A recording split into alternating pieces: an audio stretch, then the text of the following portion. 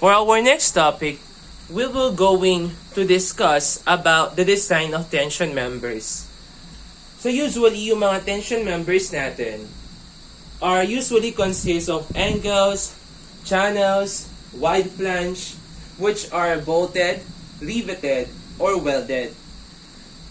So kapag bolted and riveted yung connection ng mga tension members natin, so kino-consider natin dito yung bolted allowance natin. That's why kumukuha tayo dito ng net area. So merong effect yung mga bolts natin dun sa area ng tension members natin. But on the other hand, kapag welded connection naman, so kino-consider natin yung buong area ng tension member natin. So for this topic, we will just focus dito sa bolted and riveted connection. So usually, yung mga tension members natin ay yung mga bottom cords ng trusses natin. So AISC specification gives allowance or the allowable stress for the bolted and riveted connection under tension members.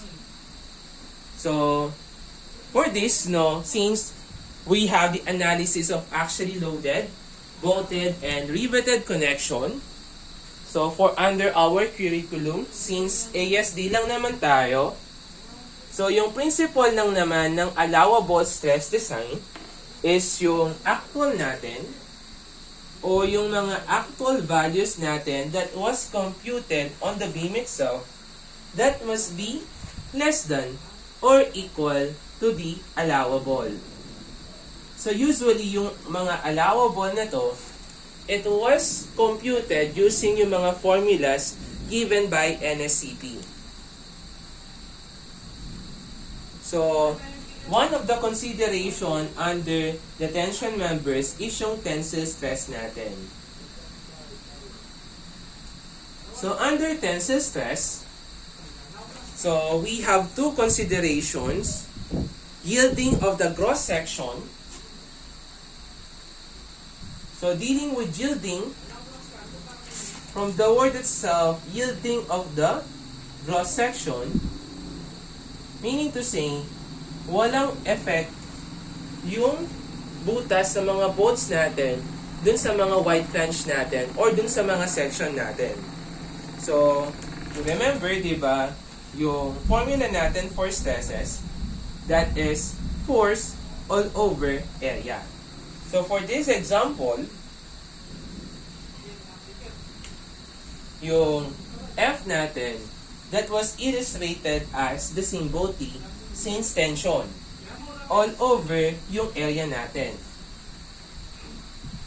So dealing with yielding of the cross section, yung stress natin, that is equal siya sa Fy natin, is equals to T over E. So, kung aayusin natin yung formula natin, wherein matitira lang is yung tensile force natin, our formula will be T is equals to Fy multiplied by E. Kaso, usually sa design natin, naglalagay tayo dyan ng factor of safety natin para maging safe yung structure natin. So, under the allowable stress design, yung factor of safety natin na nilalagay natin for this formula is have a value of 1.67. So usually yung mga factor of safety natin, dinivide natin yan. Kaya kung i-divide natin yung 1 over 1.67, we will have a quotient of 0.6 Fy AG. So this will now become our formula under the yielding of the cross section. So next naman, so we have a second limit state na kino-consider natin. Yun naman yung fracture of the net section. So meaning to say, from the word itself, net, meron tayong dinidak from the cross section nung tension member natin. So for this one, meron yung yung mga boats natin, meron siyang effect dun sa section natin. Kaya we are considering yung net section natin.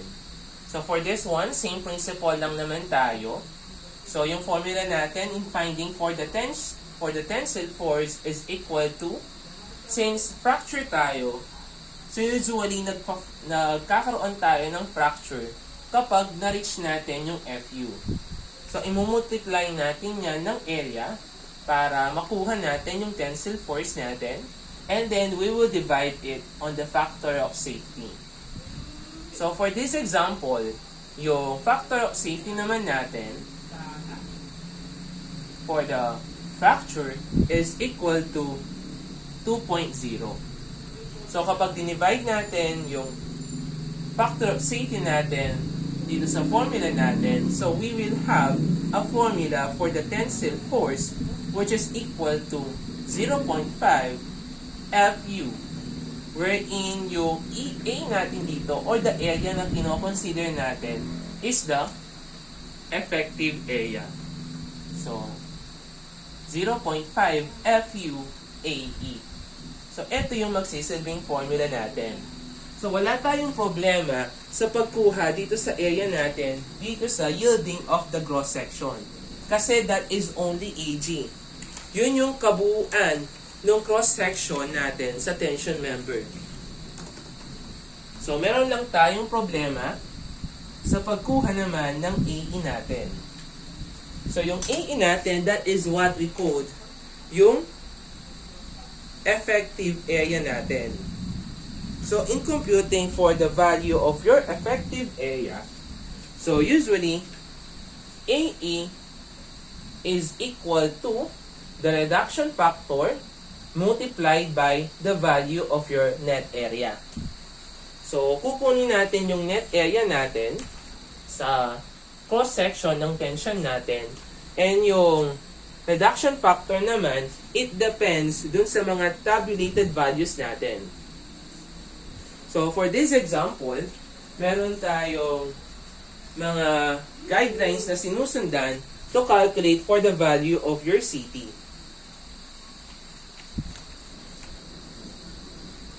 So, makukuha natin yung value ng reduction coefficient natin or the CT itself gamit yung tabulated values natin. So, we are considering for the type of members, letter A, kung yung all segments are connected to transmit the tension. So, yung minimum number of fasteners natin per line is only 1. So, the value of your CT for case A is equal to 1.0. Next naman is, for the case B naman, so under case B, W, M, or S sections, where the minimum number naman ng fasteners natin per line, dun sa direction ng tension natin is 3, so the value of your CT is equal to 0.90. And under the case C naman, so under case B, meron tayong sinusundan na criteria para mag-CT is equals to 0.90. So, the ratio of your base of the flange all over the depth must be greater than or equal to 2/3. So, for the CT rin, so we have yung KC natin. So, yung for piece naman, the minimum numbers naman ng fasteners natin in the direction of your tension is 3. So, the value of your CT here is equal to 0.90. So, etong case B natin for W, M, or S section. Yung case C naman natin, that is only for this section. So, for this, para maging yung coefficient natin is equal to 0.90, dapat yung criteria natin is yung ratio ng base of the flange to its depth that must be greater than or equal to 4/3. So, for the case D naman, under WM or S sections naman, So, kung hindi na-meet yung mga cases natin under sa case B at saka dito sa case C, kung hindi na-meet, so let's say na yung ratio natin sa BF over D is less than siya sa 2/3. At the same time sa case C, yung BF all over D natin, that is less than to 4/3. Therefore, the value of your CT is equal to 0.85. And last case naman, so for the last case, the value of your CT is equal to 0.75 provided that the minimum number of the fasteners per line in the direction of your tension is equal to 2. So, ito yung mga reduction coefficient natin na i-consider natin in determining for the effective area.